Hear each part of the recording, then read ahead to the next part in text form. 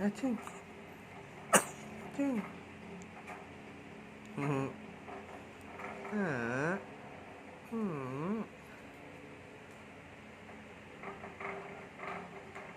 Babe lang, oh. Pang ilang araw niya na ngayon? Thursday, di ba? So, Monday, 7. Ay, 8, 9, 10, 11 days na. 11 days ka na ngayon, ah. Mula nung araw na pinanganak ka.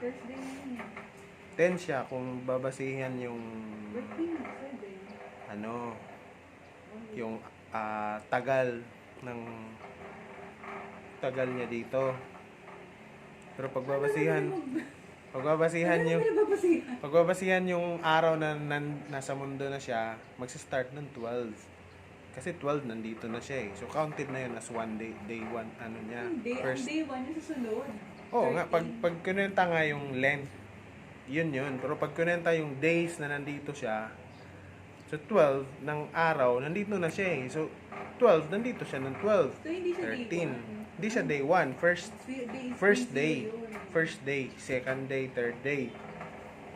Pero kung yung tagal, how many days na siya? Parang ang Korea na pag pinanganak sila 1-year-old na. Parang ganun. Pero, yun nga.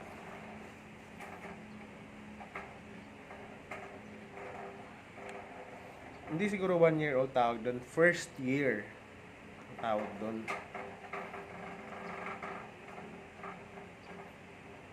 Tama yun.